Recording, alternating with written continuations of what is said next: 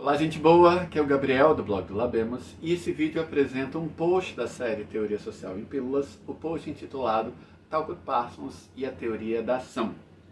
Parsons é uma figura central na teoria sociológica do século XX, ele nasce em 1902 e morre em 1979 e toda a sua trajetória intelectual foi devotada à formulação de um esquema teórico de análise da ação humana, da ordem social e das características sistêmicas das sociedades modernas. É costumeiro dividir a trajetória intelectual do Parsons em pelo menos 3 fases, em que esse esquema analítico vai ganhando uma complexidade crescente. Uma análise sintética dessas fases do pensamento parsoniano foi oferecida pelo professor Frederic Vandenberg em um verbete sobre Parsons presente aqui mesmo no blog do Labemos. O meu propósito nessa pílula é um tanto mais singelo. Eu quero situar a teoria da ação que Parsons formulou, sobretudo na primeira e na segunda fases do seu percurso intelectual, situar essa teoria da ação tanto em relação à sociologia clássica, sobretudo as obras de Weber e Durkheim, quanto em relação à teoria social na segunda metade do século XX, sobretudo no que diz respeito às reações microsociológicas à visão parsoniana da ação. Reações que aparecem, por exemplo, na fenomenologia social de Schutz e na etnometodologia de Garfinkel.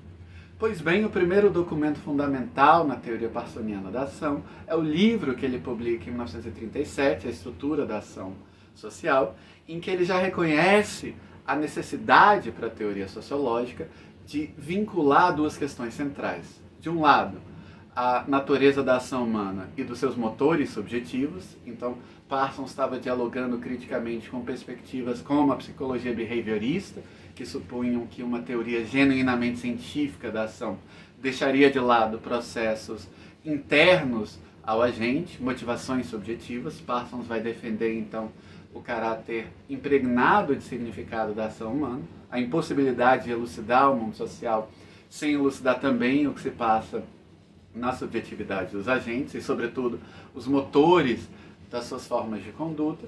Por outro lado, Parsons nota a necessidade fundamental de vincular uma teoria da ação e dos seus motores subjetivos a uma teoria da ordem social. Isso é o que ele chama de problema da ordem, a partir de um diálogo com Hobbes, e ele toma como questão básica da sociologia a questão como a sociedade é possível, como é possível que uma multiplicidade de ações individuais seja arranjada e organizada de maneira a formar estruturas e instituições coletivas. De modo mais dramático, como é possível, então, que o mundo social não descambe mais frequentemente para o caos puro e simples, ou para a guerra de todos contra todos, imaginada pelo Hobbes, mas, ao contrário, que o mundo social possa se apresentar com um grau tão abrangente e profundo de organização, inteligibilidade, previsibilidade, convivência pacífica e assim por diante. Uma vez mais, não se trata de dizer que Parsons nega a existência de fissuras ou perturbações na ordem social, mas de certo modo ele inverte o espanto característico do senso comum. Ele se espanta justamente com o grau em que o mundo social é ordenado, inteligível, previsível, pacífico e assim por diante. Então, a partir da existência da ordem social como algo empiricamente discernível, Parsons vai procurar, então, as condições de possibilidade dessa ordem. Esse é um modelo de argumento que ele chama de transcendental no sentido kantiano da expressão, quando você parte de uma realidade dada e discernível para, então, encontrar suas condições de possibilidade. Pois bem, na medida em que o Parsons quer vincular, então, uma teoria da ação e uma teoria da ordem social, muito do seu argumento é também uma luta disciplinar da perspectiva sociológica contra teorias utilitaristas da ação presentes tanto na filosofia política do passado, em figuras como Hobbes e Locke, quanto na economia neoclássica, a partir de Adam Smith, que ainda oferecia para Parsons a perspectiva hegemônica do pensamento econômico do seu tempo.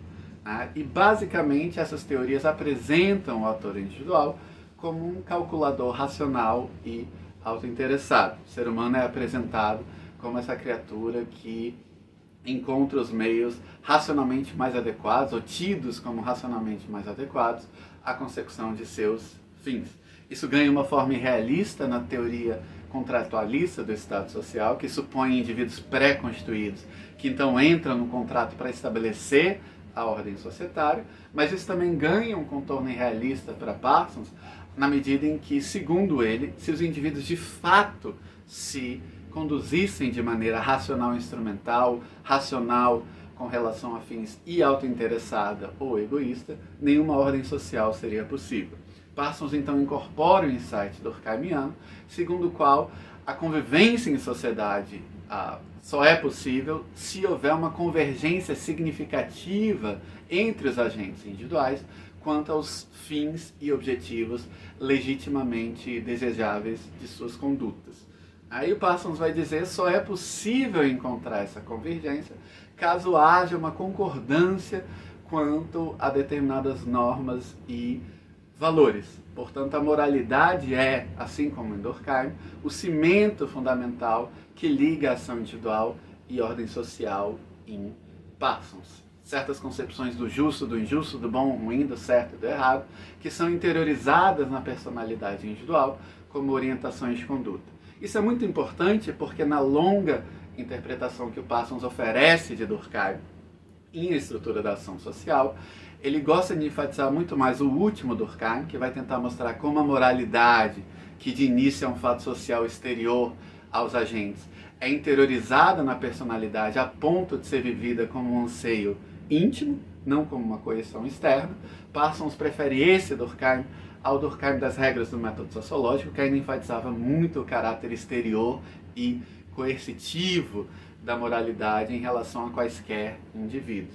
E não à toa, Parsons, nesse percurso, depois da estrutura da ação social, vai tentar complementar a visão durkheimiana com a psicanálise de Freud, sobretudo a teoria freudiana, de como normas e valores são interiorizados na psique individual, naquilo que o Freud chamou de superego. E é a partir daí que ele oferece, em O Sistema Social, uma espécie de solução normativista ou freudo-durkheimiana ao problema da ordem.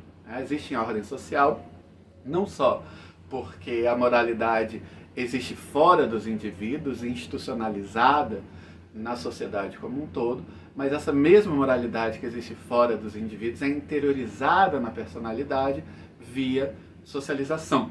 Aí, nesse sentido, a moralidade ganha muito da sua força, não tanto do fato de que existem sanções negativas para punir aqueles que violam normas e valores coletivos, mas no fato de que os indivíduos interiorizam essas normas e valores coletivos via socialização e vêm a orientar sua conduta segundo o que a sociedade espera deles. Um exemplo seria o de uma instituição como o casamento monogâmico. Na medida em que todo indivíduo biológico vem ao mundo em um meio social pré-formado, o casamento existe inicialmente como uma instituição social exterior aos indivíduos.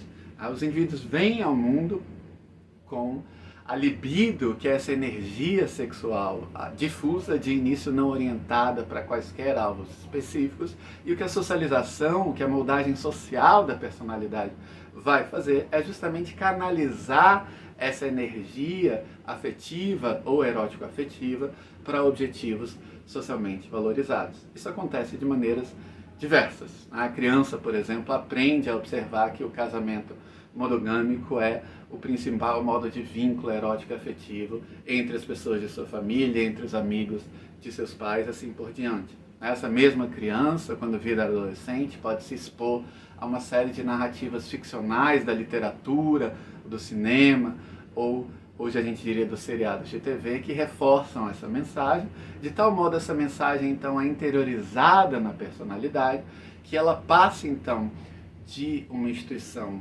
externa a um anseio interior, a uma necessidade psíquica, a algo que os indivíduos vivenciam não como uma imposição externa, e sim como um desejo que brota do íntimo da sua personalidade. O que é interessante no caso de Parsons?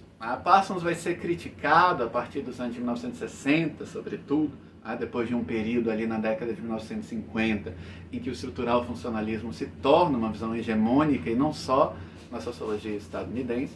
De todo modo, Parsons vai ser criticado por oferecer um modelo hiper integrado da sociedade. Não à toa, as críticas a Parsons vindas da chamada teoria do conflito, elas vão ganhar mais força em um momento de efervescência, em um momento que certos conflitos inerentes à sociedade estadunidense ou ao Ocidente moderno de maneira mais geral explodem, né? Nos anos 60, então, o movimento pelos direitos civis, o movimento estudantil, o movimento contracultural, o movimento hippie, os protestos contra a guerra no Vietnã, todo esse conjunto de efervescências e conflitualidades sociais vão tornar profundamente implausível esse retrato hiperintegrado que Parsons teria feito da sociedade.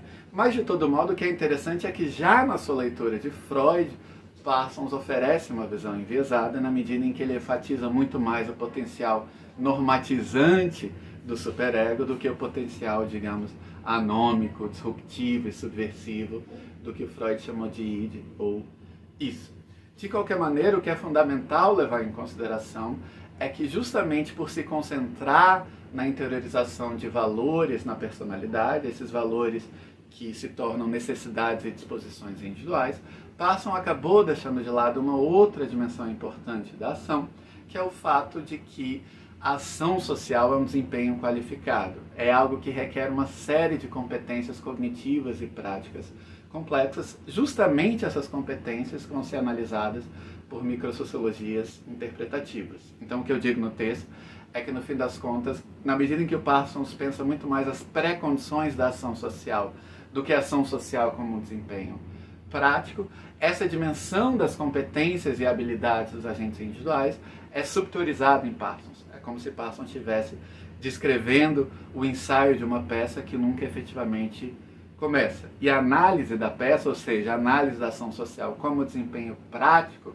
como aplicação de uma série de competências e habilidades, é justamente o que vai ser feito por perspectivas microsociológicas, como a fenomenologia do Schultz e a etnometodologia do Garfinkel. Eu já escrevi textos a respeito de cada uma dessas perspectivas, que vocês já podem acessar no blog do Labemos. Em breve eu faço um pequeno vídeo para acompanhar esses textos. É isso, até a próxima.